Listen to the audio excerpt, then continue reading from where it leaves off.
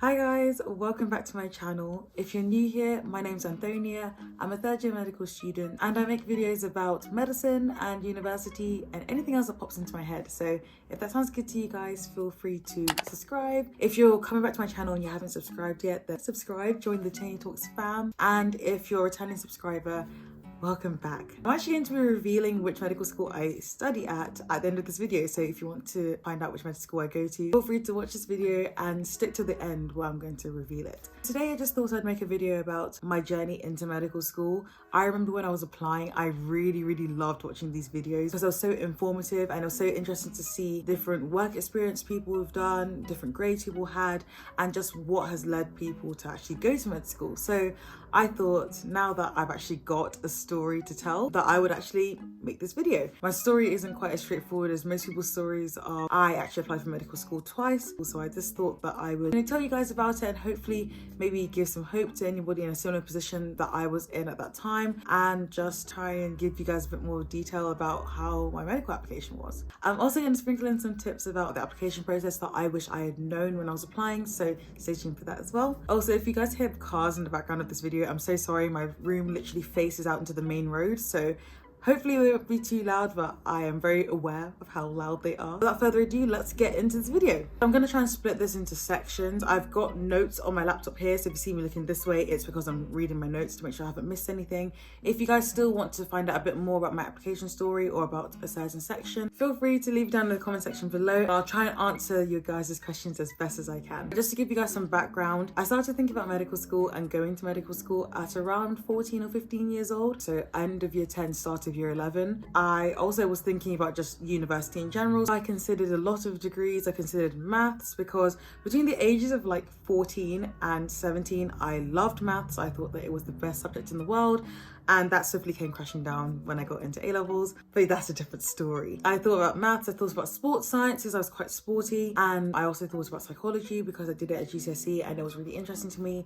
And like I said, thought about medicine. I just wanted to keep my options open, but I did know that I was more of a sciencey person than an artsy person because I can't write essays to save my life. I definitely knew that sciences are where my strong suit was. So I narrowed it down to those 4 degrees. Over the course of year 11, I narrowed it down a bit more and I thought to myself that medicine was what I wanted to do.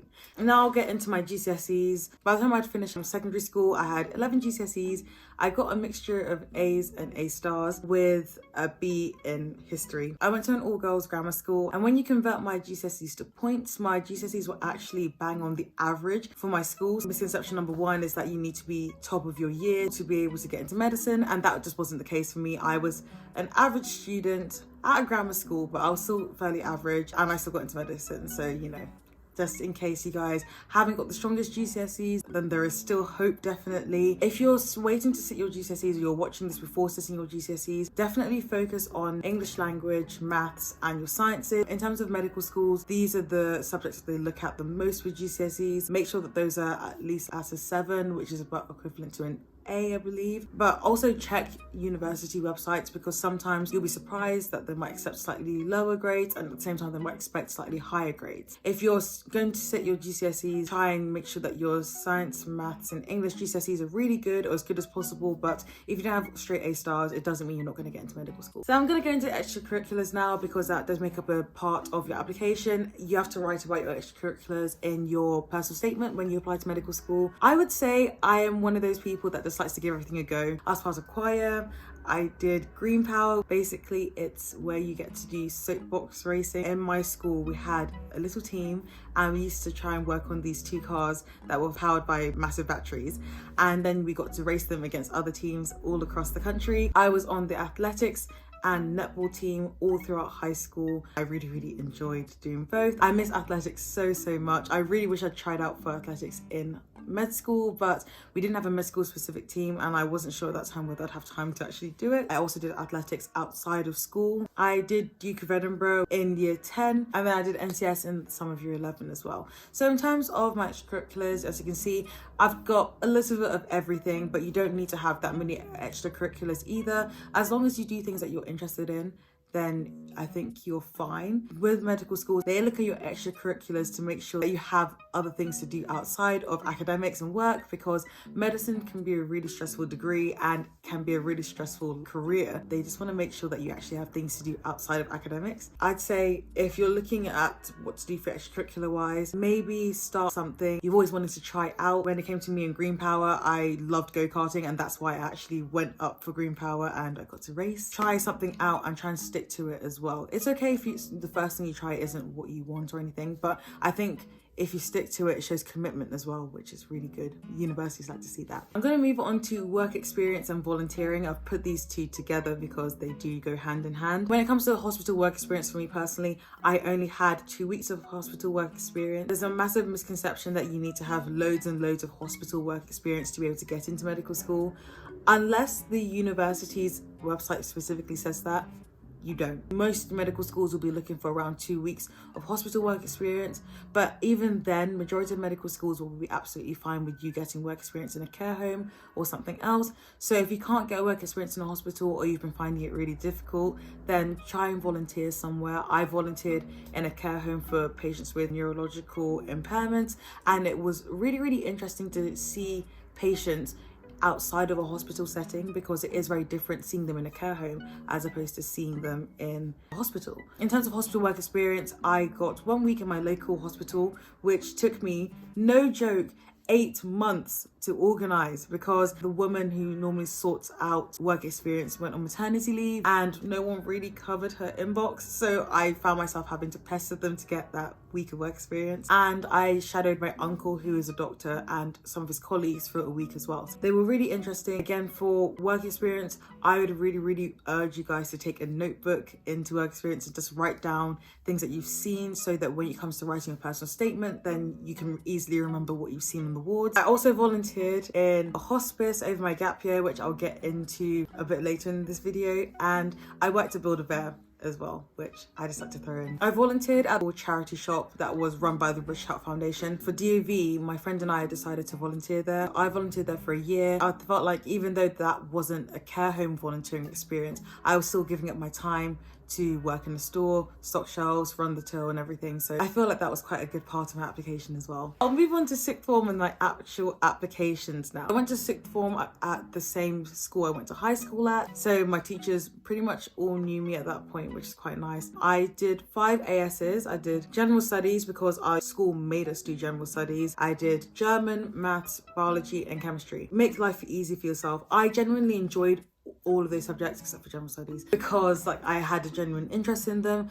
But if I could go back and redo my sixth form time, I would definitely say take 3 A-levels. The majority of universities only look at 3 of your A-levels anyway, and you just make your life a lot harder for yourself when you take 4. So take 3 that you're interested in. Majority of universities will ask you to have A-level chemistry, but other than that, take things that you actually enjoy. We didn't really have very much sport in sixth form, so I didn't carry on with sport into sixth form, but I did become a prefect, became a maths and chemistry prefect, so I helped younger students with maths and chemistry, and I also was a form prefect. I also ran MedSoc in my school with a couple of my friends who are actually also medics. Like I said at the start of this video, I applied for medical school twice. First time round, I applied in year 13 of sixth forms. I applied to 4 universities for medicine and 1 university for medical genetics. Queen Mary for medical genetics, Imperial, UEA, Bristol and Bart, so Queen Mary for medicine as well. Queen Mary and UEA were UCAT universities. Imperial was a BMAT university, and Bristol actually at that time didn't accept any admissions tests. So when it came to my admissions test for UCAT and BMAT, UCAT didn't go to plan necessarily. I put this down to just lack of preparation. I don't think I prepared nearly long enough for the UCAT. People had told me that you didn't really need to revise for it, that you'd be fine if you just kind of winged it a little bit. I think my average was around 633, which just wasn't up to my expectations. It wasn't really what I wanted, and I was really, really upset at the time actually after getting that score. For my BMAT, I actually don't remember what I got my BMAT either year, but I do remember when I tried to log in the day that our results came out for BMAT, I couldn't, because it turns out our university liaison person in school had put in my date of birth wrong. So I had to go all the way to her office, first period that day, and actually open up my BMAT results with her, and that's when I found out that I'd missed the chance of getting an imperial offer by like 0.2 points in one section, and I was absolutely gutted. I had to go have a quick cry before I pulled myself together and went back to my lesson, because like I said, it was during first period. That wasn't too great. In terms of my application, obviously didn't get an offer from Imperial. I got one interview offer at Bristol, and I got into Bristol. Actually, I got an offer from them. I put Queen Mary as my insurance, as I'd got that for medical genetics. They'd actually made me an unconditional offer. That was all hunky-dory for me. So fast forward to results day, I missed my offer for medicine due to some illness I'd had during my A-level exams. I was heartbroken, honestly. I was completely and utterly shook. Obviously, I'd had my insurance choice as medical genetics at Queen Mary, and that would have been unconditional. I could have gone, but I decided I wanted to do something else. So I looked in clearing with my parents and my sister. We settled on medical physiology, and I'd actually gone to see the uni. I'd come back, I started applying for accommodation, and I just thought to myself, like, no, I'm gonna try and give this another shot. I think it was early September actually that I told my parents that I didn't want to go and start this course. I actually wanted to take a year out and reapply. My parents actually took really, really well, to be honest. Like, it was really, really late notice for me to make that kind of decision, but my parents did support me. They helped me go back into my school to request from my head teacher that I could get a reference and predicted grades. My head teacher was also really supportive about it, which was really nice. And that was the start of my second application to medical school. So this time round, obviously, I didn't really have as much time to get ready for the BMAT and UCAT, but I dedicated all my time to getting ready for those exams to the best of my ability. I got Medify and used that to death. Did my UK CAT and actually got an average of 737.5. So as you can see, I made a massive jump in my UCAT average, which really helped my application. I might do a video about how I managed to get my score from 630-ish to 740-ish, if anyone's interested in that. With my BMAT, I did that after I'd sent off my application, but I only applied to one BMAT university again. This time round, the limiting factor on my application was the fact that I was having to reset my exams. So I had to make sure to look out for universities that would accept that. Definitely look at people's admissions websites thoroughly. Contact medical schools if it's not clear on their admissions websites, because sometimes they can be a little bit unclear. And just make sure that you've got all your facts straight before you put in your application to apply. This time round, I applied to Lancaster, Liverpool, Bristol, because I'd held an offer from them, and I contacted them and they said that they'd be able to consider my application, and UEA. For my fifth choice, I think I put neuroscience at Exeter. Lancaster's a BMAT university, and Liverpool, UEA, and Bristol, all UCAT universities. I did feel a bit of FOMO. I did feel a bit sad that I was looking at my friends' Snapchat stories and they were all enjoying their freshers and I was sat at home, but it did give me time to actually volunteer more. So I was able to carry on my volunteering at the care home, but I was also able to volunteer at a hospice as well. End of life care is such a sensitive topic. It opened my eyes to that side of medicine, and it was quite difficult at times, to be honest, talking to some of these patients who knew that they were going to pass away. But I'm definitely grateful for it because